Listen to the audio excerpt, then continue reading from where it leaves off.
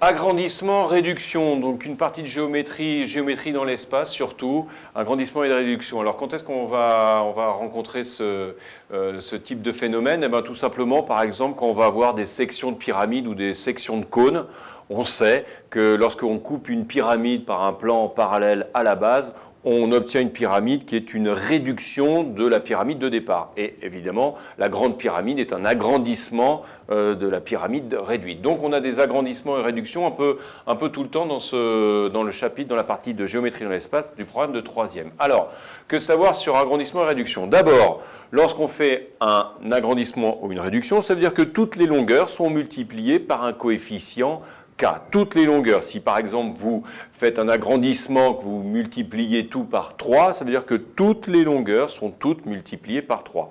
Lorsque vous avez affaire à un agrandissement, ce coefficient K est supérieur à 1. On agrandit. Lorsque vous avez affaire à une réduction, ce coefficient K est lui inférieur à 1. Il est positif, donc il sera supérieur à 0, mais il est compris entre 0 et 1. Alors ici, deux situations pour illustrer un petit peu. Là, ici, j'ai un cube que visiblement j'ai agrandi. Clairement, toutes les longueurs ont été triplées. Vous voyez ici, là, cette arête-là a été triplée, cette arête ici triplée, etc.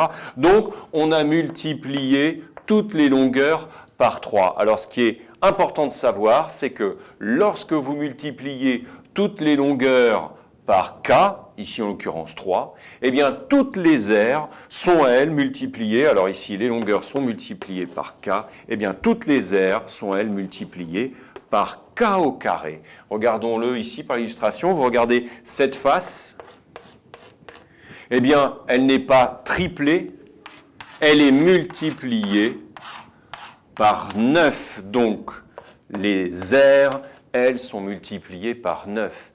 Et les volumes, on s'en doute ici, les volumes sont multipliés par K au cube. Ici, notre petit cube de départ, les longueurs sont toutes multipliées par 3, les aires par 9 et les volumes par K au cube, c'est-à-dire 27. Ce cube-là est 27 fois plus volumineux que celui-ci.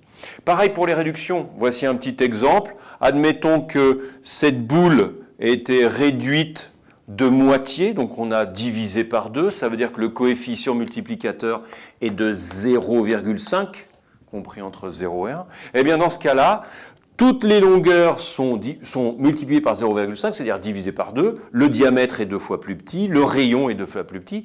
Les aires, elles, vont être multipliées par 0,5 au carré, c'est-à-dire 0,25. Par exemple, la surface de la boule, eh bien, elle est multipliée par 0,25.